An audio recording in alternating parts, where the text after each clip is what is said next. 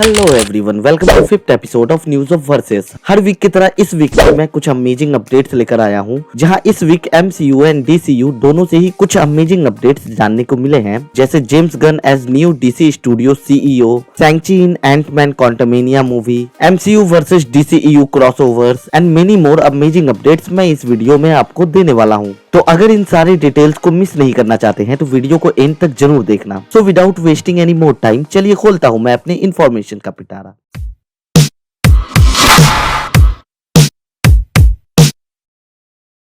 सबसे पहले तो एमसीयू की guardian of the Galaxy holiday special की बात कर लेता हूं, जिसका ट्रेलर भी रिसेंटली हमें देखने को मिला है, जिसके ऊपर मैंने कोई डेडिकेटेड वीडियो नहीं बनाया था, तो सोचा इस वीडियो में बात कर ही लेता हूं। Guardian of the Galaxy holiday special एक स्पेशल प्रेजेंटेशन होने वाला है एमसीयू की तरफ से, जहां बहुत सीरियस चीजें तो हमें नहीं देखने को मिलेगी। बस ये दिखाया जाएगा कि गमोरा के एब्सेंस में पीटर क्विल यानी कि स्टार लॉर्ड थोड़ा अपसेट हो जाएगा, जिस कारण गार्जियंस के दूसरे मेंबर स्टार लॉर्ड को खुश करने के लिए क्रिसमस के मौके पर अर्थ पर लेके जाएंगे। जिस जर्नी में ये लोग किस तरह का एडवेंचर करते हैं, ये प्रेजेंटेशन मेनली इन्हीं सब चीजों पर फोकस करने वाली है। आपको बता दूं कि ट्रेलर में जो सबसे इंटरेस्टिंग चीज मुझे लगी है वो है ग्रूट का ये लुक, जो कि first guardian of the Galaxy movie के ग्रूट के लुक से थोड़ा डिफरेंट लग रहा है, जिसे देखकर मुझे विन डीजल की याद तो आ ही रही है। आपको ये भी बता देना चाहता हूँ कि ग्रूट के कैरेक्टर को ऑफिशियली विन डीजल ही वॉइस देते हैं ओरिजिनल लैंग्वेज में। Guardian of the Galaxy holiday special को 25 नवंबर 2022 यानी कि अगले महीने के 25 को ही प्रीमियर किया जाएगा डिज्नी प्लस हॉटस्टार पर।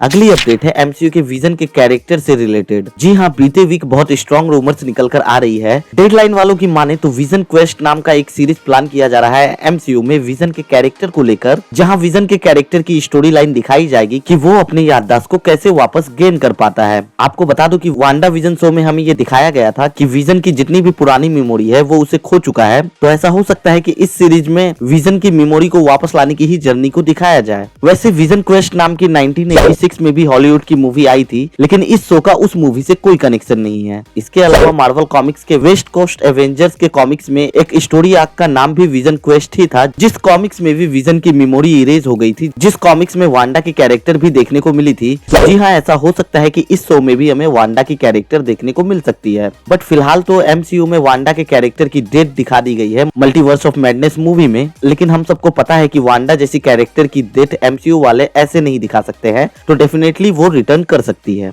अगली न्यूज है एमसीयू की अपकमिंग मूवी फैंटास्टिक फोर से, जिससे रिलेटेड ये न्यूज निकल कर आ रही है कि पिछले फैंटास्टिक फोर मूवी में डॉक्टर डूम के कैरेक्टर को ही फैंटास्टिक फोर के मेन विलन के फॉर्म में दिखाया जाता था, लेकिन इस बार एमसीयू का ये प्लान है कि फैंटास्टिक फोर की आने वाली मूवी में ये लोग डॉक्टर डूम को फैंटास्टिक फोर के मेन विलन के फॉर्म में नहीं दिखाएंगे, बल्कि कोई और ही कैरेक्टर इस मूवी में मेन विलन के फॉर्म में देखने को मिलेगा। लेकिन ऐसा हो सकता है कि उस मूवी के पोस्ट क्रेडिट सीन में हमें डॉक्टर डूम का टीज दे दिया जाए, क्योंकि इतना तो मैं खुद के नॉलेज से ही आपको बता सकता हूं कि एमसीयू के फ्यूचर में हमें डॉक्टर डूम को एक बड़े कैरेक्टर के फॉर्म में दिखाया जा सकता है। एमसीयू के फैंटास्टिक फोर मूवी को 14 फरवरी 2025 का रिलीज डेट दिया गया है। अगली अपडेट है डीसीयू के ग्रीन कॉप शो से related. Recently the Hollywood reporter की तरफ से ये डिटेल निकल कर आई है कि डीसी की तरफ से जो live action Green Lantern Corps की सीरीज आने वाली थी, जिस प्रोजेक्ट की राइटिंग भी ऑलमोस्ट कंप्लीट हो गई थी, जो सीरीज 8 एपिसोड्स का होने वाला था, लेकिन recently James Gunn and Peter saffron को डीसीयू के सीईओ बनने के बाद ये रूमर्स निकल कर आ रही है कि बैटगर्ल मूवी के कैंसिलेशन के बाद अब इस सीरीज को भी कैंसिल किया जा सकता है डीसीयू की तरफ से, क्योंकि ये माना जा रहा है कि अब डीसीयू में ग्रीन लैंटर्न के प्रेजेंटेशन को एक बड़े लेवल पर दिखाया जाएगा, जो कि मे बी न्यू डीसीयू में ग्रीन लैंटर्न को कॉमिक्स की ही तरह जस्टिस लीग के साथ दिखाया जाए डीसी स्टूडियोज में। आपका इस पर क्या ओपिनियन है, हमें कमेंट में बताएं। अगली अपडेट है अवतार मूवी के डायरेक्टर जेम्स कैमेरॉन से रिलेटेड। आपको तो पता ही होगा कि पहले भी जेम्स कैमेरॉन ने एमसीयू एंड डीसीयू के सुपर हीरोज मूवीज को ट्रोल किया है, जहां उनका मानना यह है कि एमसीयू के सुपर हीरोज के कैरेक्टर बच्चों की तरह बिहेव करते हैं। इसके अलावा डीसीयू के बारे में उनका ये मानना है कि डीसीयू के कैरेक्टर्स में कोई डेप्थ नहीं दिखाई जाती है मूवीज में। लेकिन मेरा मानना यह है कि एमसीयू के सारे कैरेक्टर्स एक जैसे नहीं है, क्योंकि एमसीयू भी अब अपने प्रोजेक्ट के साथ एक्सपेरिमेंट एक्सपेरिमेंट कर रहे हैं तो ऐसा कहना बिल्कुल गलत है। रही बात डीसी के मूवीज के कैरेक्टर के डेप्थ की, तो मुझे नहीं लगता है कि ऐसा सच है, क्योंकि man of steel, Batman versus Superman and कुछ दिनों पहले आई मैट रिप्स की बैटमैन के सारे कैरेक्टर्स में भर भर के डेप्थ थे। तो भाई जेम्स कैमरॉन, अगर आप अपने काम को इतने अच्छे से करते हैं तो इसका मतलब ये नहीं है कि आप दूसरे स्टूडियोज को ट्रोल करने लगे।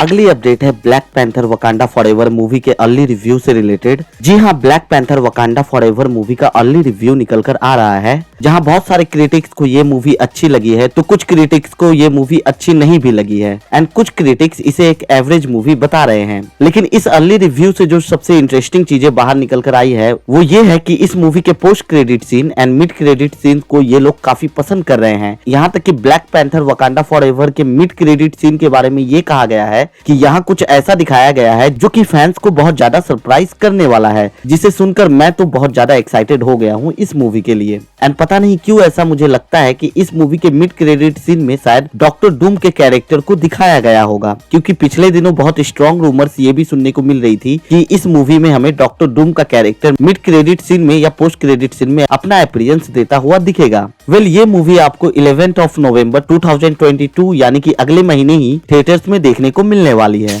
अगली जो अपडेट है वो है इस वीक की सबसे बड़ी अपडेट, जो कि न्यू DCEU यानी कि DCU के यूनिवर्स से रिलेटेड है।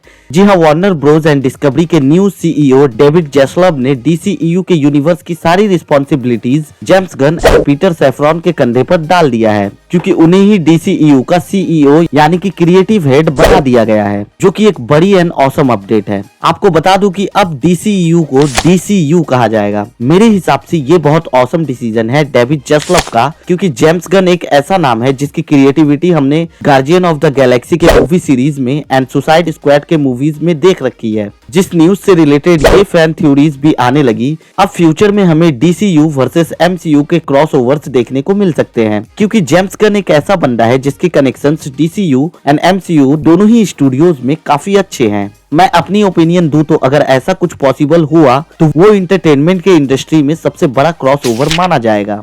अगली बड़ी अपडेट है एंटमैन क्वांटमेनिया मूवी से रिलेटेड। जैसा कि आपको पता ही है कि बीते वीक में हमें एंटमैन क्वांटमेनिया मूवी का ट्रेलर देखने को मिला था, जिसका ब्रेकडाउन भी मैंने किया था। अगर वीडियो देखना चाहते हैं तो लिंक ऊपर आई बटन पर फ्लैश हो रहा होगा, आप वहां से देख सकते हैं। तो इस मूवी से रिलेटेड ये अपडेट है कि इस मूवी का डायरेक्ट कनेक्शन शैंग-ची के कैरेक्टर से है, क्योंकि ट्रेलर के इस सीन में जो रिंग टाइप की चीजें हमें देखने को मिल रही है, जो कि बहुत हद तक शैंग-ची मूवी के 10 रिंग से मैच करती है, जिसे देखकर हमें ऐसा लगता है कि शैंग-ची मूवी में जो रिंग्स थे वो एक्चुअल में कैंग द कॉन्करर से ही बिलोंग करता है, जो कि किसी कारण से कैंग के कैरेक्टर ने खो दिया होगा, जो बाद में शैंग-ची के फादर को मिल गया होगा। अगर आपको याद होगा तो शैंग-ची मूवी के एंड में वोंग ने ये बताया था कि ये रिंग्स किसी को सिग्नल भेज रहे हैं, जो कि मुझे लगता है कि ये रिंग्स क्वांटम रियम में कैंग के ही कैरेक्टर को सिग्नल भेज रहा होगा। एंड हो सकता है कि मूवी में कैंग द कॉन्करर एंटमैन से ये रिंग ही लाने के लिए बोल रहा हो, क्योंकि किसी कारण से कैंग का कैरेक्टर क्वांटम रियम से बाहर नहीं जा पा रहा होगा। तो मे भी ऐसा हो सकता है कि इस मूवी में हमें शैंग-ची के कैरेक्टर की अपीयरेंस भी देखने को मिल सकती है। तो ये थे इस वीक के सुपर हीरोज से रिलेटेड इंपॉर्टेंट अपडेट्स। अगर आप इसी तरह से अपडेटेड रहना चाहते हैं तो इस वीडियो को लाइक एंड शेयर करने के साथ साथ मेरे चैनल को सब्सक्राइब करके बेल आइकन पर ऑल पे जरूर क्लिक कर देना, जिससे कि मेरी हर लेटेस्ट वीडियो की नोटिफिकेशन आपको मिलती रहेगी। सो दोस्तों, यहीं पर मैं अपने इन्फॉर्मेशन के पिटारे को बंद करता हूँ। I hope you enjoy it. Take care, stay safe. फिर मिलेंगे मल्टीवर्स में। थैंक्स।